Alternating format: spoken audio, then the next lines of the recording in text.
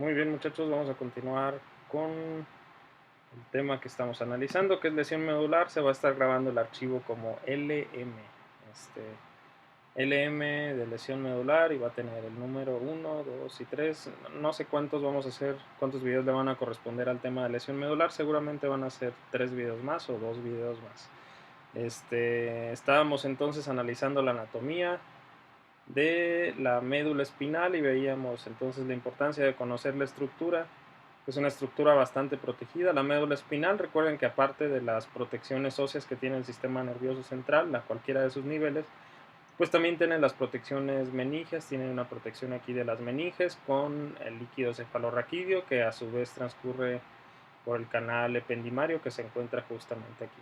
Otro dato de importancia, nada más como remembranza anatómica, es precisamente las imágenes. Pues recuerden que si están viendo la hendidura, están viendo la porción anterior de la médula espinal, ¿sí?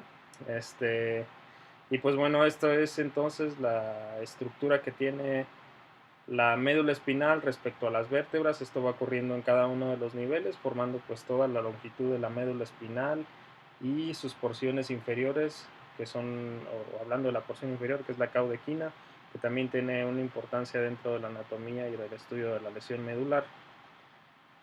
Y vemos esta imagen en la que pues alcanzamos a ver uno de los mecanismos que tiene la lesión medular.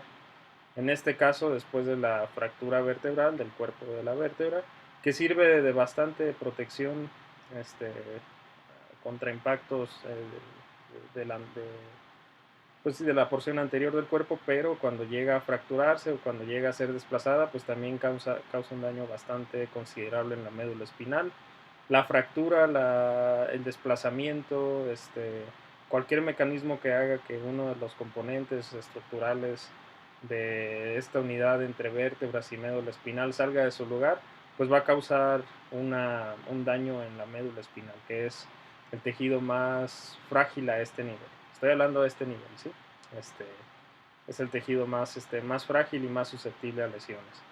Vemos aquí también en esta imagen pues como hay una protección de las meninges, pero aún esta protección de las meninges pues también llega a causar una compresión ahí en este tejido primario, en el tejido del que estamos hablando, que es la médula espinal.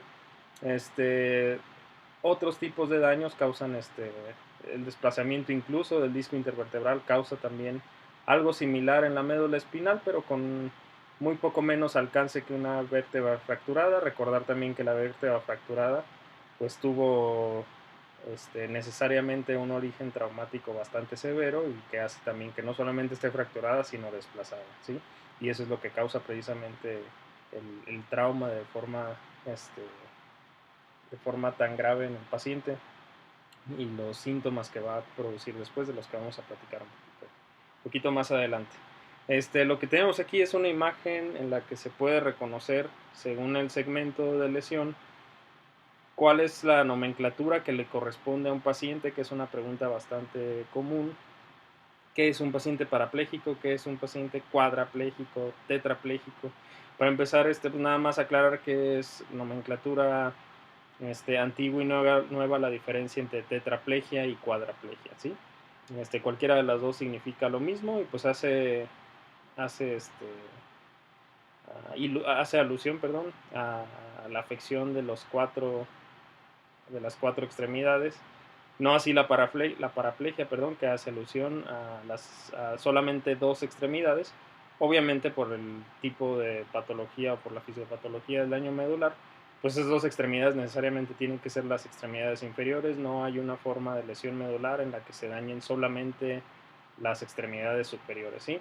Aunque sí puede haber cierto tipo de lesiones, pero ya no a nivel central, sino periférico. Por mencionar algunas, el daño en el plexo braquial, etcétera, pero les digo, eso es otro tema completamente diferente. Eso es de daño a nivel del sistema nervioso periférico. Tenemos aquí entonces la distribución de la patología. Los niveles más superiores pues hacen pacientes cuadraplégicos o tetrapléjicos. Los niveles inferiores, a partir de T6 hacia abajo, pues en pacientes parapléjicos, ¿sí? Tetra o cuadraplegia y paraplegia, ¿sí? Muy importante ver el nivel de T6 porque nos va a traer también más adelante una patología que vamos a... Bueno, no es propiamente una patología, eso es como un acompañante patológico de la lesión medular, pero lo vamos a ver, analizar un poquito más adelante. ¿Cómo es que funciona la lesión medular? Pues bueno, tenemos aquí esta misma imagen que ya habíamos comenzado a analizar en un inicio. Y vemos aquí todos los segmentos de las vértebras que a su vez pues nos dan los segmentos medulares a través de las raíces que salen de ellas. Como les mencionaba, pues la raíz, tenemos 7 vértebras cervicales, pero tenemos 8 raíces nerviosas. Esto es porque por encima de la nomenclatura por lo general es de la raíz inferior a la vértebra, pero por encima de C1, de la vértebra de C1, también tenemos una raíz nerviosa. Entonces se comienza aquí contando la superior y termina contando la que se encuentra debajo de la vértebra de C7, que es precisamente el segmento medular de C8, ¿sí? Como ven ustedes, las porciones medulares a nivel cervical se encargan tanto de la movilidad de cabeza y cuello, como de otras funciones autonómicas, movimiento de los hombros y movimientos de miembro superior. Ya vamos a ver más adelante la distribución de los miotomas. Lo que tiene que ver con la función muscular torácica, tanto de movilidad, control postural, etcétera, como de la respiración, pues se encuentra aquí a nivel torácico precisamente. Después en la región lumbar y sacra tenemos la movilidad de los miembros inferiores, así como la actividad de intestino, vejiga, etcétera, ¿sí? Incluso la actividad o la función sexual, tanto en hombres como en mujeres. ¿Cuál es el cuadro clínico de la lesión medular? Pues antes de eso cabe señalar que el cuadro clínico va a depender mucho del tipo de lesión. El tipo de lesión en la médula espinal, pues no hay una imagen por aquí, pero puede ser completo o incompleto, ¿sí? Es lo primero que tenemos que tener en cuenta, que una persona puede sufrir un daño o una lesión medular y esta ser completa, es decir, que el segmento donde sufre el daño o donde sufre el traumatismo pierde completamente la continuidad, o ser incompleta, y es decir que solamente una parte de él pierde la continuidad o que cursa con un proceso inflamatorio o cualquier cuadro de estos. Entonces la principal alteración que va a sufrir el paciente con lesión medular es la alteración motora, ¿sí? Dentro de la lesión medular completa, pues vamos a tener un cuadro clínico bastante similar en todos, dependiendo de la región en la que se ubique la lesión. Y ahorita vamos a ver cómo es que se lleva a cabo la nomenclatura. Y cuando la lesión medular no es completa, es decir, que es lesión medular incompleta, sí va a depender mucho de la forma en la que se lleva a cabo el trauma lesión, y cada uno de ellos tiene, cada uno de esos tipos de lesión tiene nombres específicos o se estudia de una forma específica mediante nombres de síndromes, algo muy similar a lo que ocurre en los síndromes de arterias cerebrales, aunque no es lo mismo, pero es una misma forma de estudiarlo y es una misma forma en la que se puede dividir el cuadro clínico.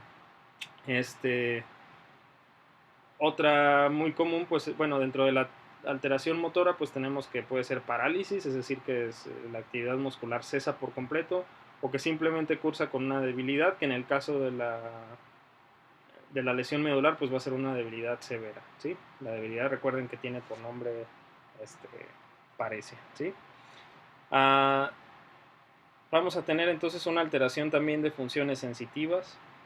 Va a haber una pérdida de la función de los esfínteres, va a haber disfunción sexual dependiendo del nivel de la lesión y de la gravedad. Algo que es muy importante mencionar dentro de la nomenclatura, porque aquí platicábamos de la nomenclatura conforme a las extremidades que han sido afectadas, pero hay otra forma de denominar a las lesiones y es precisamente el nivel en el que ocurre la lesión.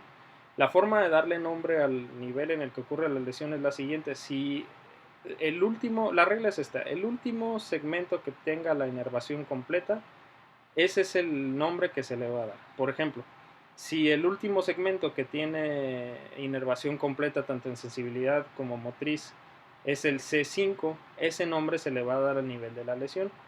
Es decir, No puedo decir ya lo mismo de C6 o de C7 o de C8, pero de C5 sí. C5 sí está completito, sí flexiona el brazo, sí tiene sensibilidad a cierto nivel, sí tiene ¿cómo se llama?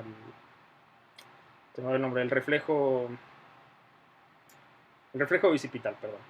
Tiene el reflejo bicipital presente, entonces C5 está completito. Hay que recordar también que una de las formas de comprobar la secuencia medular es mediante la valoración de reflejos osteotendinosos. Pero bueno, entonces si C5 es el último segmento que tiene la inervación completa, ese va a ser el nombre que se le va a dar a la lesión. ¿Qué quiere decir? Que por debajo de C5 las funciones van a estar alteradas.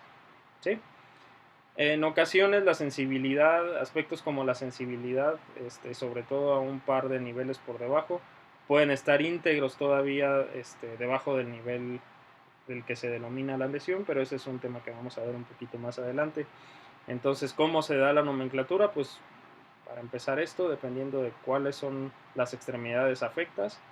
Y la segunda forma o la forma más específica es mencionando el último segmento con inervación completa. ¿Sí? Bueno, entonces recordando el cuadro clínico, no lo vamos a recordar ahorita porque ya tengo que hacer una pausa aquí en el video. ¿Sí?